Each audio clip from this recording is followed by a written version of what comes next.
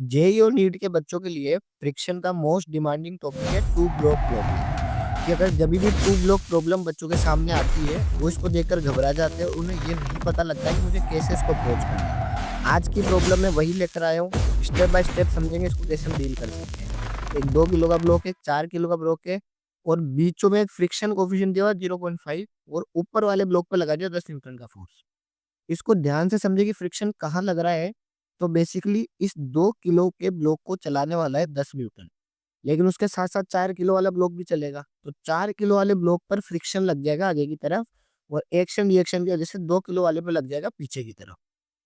अब बेसिकली पहला स्टेप है मेरे पास कि जहां जहां भी फ्रिक्शन लग रहा है मैं उसकी मैक्सिमम वैल्यू पता करूं।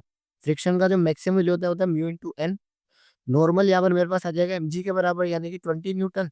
तो फ्रिक्शन आ जाएगा म्यू इंटू एल से मेरे पास 10 न्यूटन, यानी मैक्सिमम अवेलेबल फ्रिक्शन 10 न्यूटन है। सेकंड काम है मेरे पास कि मैं इस पूरे को एक सिस्टम की तरह ट्रीट करूं, यानी 4 और 2 मिलकर बन गया मेरे पास 6 kg का ब्लॉक, जिस पर आगे की तरफ लग रहा है मेरे पास 10 न्यूटन का फोर्स।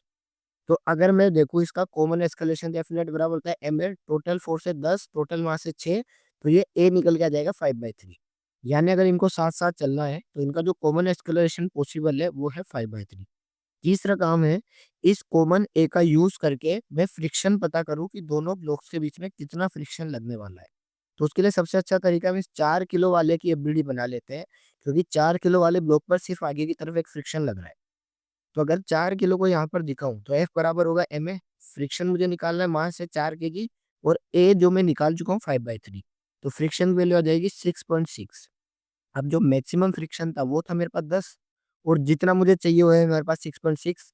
यानी कि जो फ्रिक्शन मुझे चाहिए वो मैक्सिमम से कम है। इसका मतलब है कि ये कंडीशन सेटिस्फाई हो जाएगी, और दोनों ब्लॉक इस केस में साथ साथ चलेंगे। और अगर साथ साथ चलेंगे तो जो कॉमन एस्केलेशन आएगा वो आएगा 5/3, और जो फ्रिक्शन है वो लगेगा स्टैटिक फ्रिक्शन, जिसकी वैल्यू होगी 6.6 न्यूटन।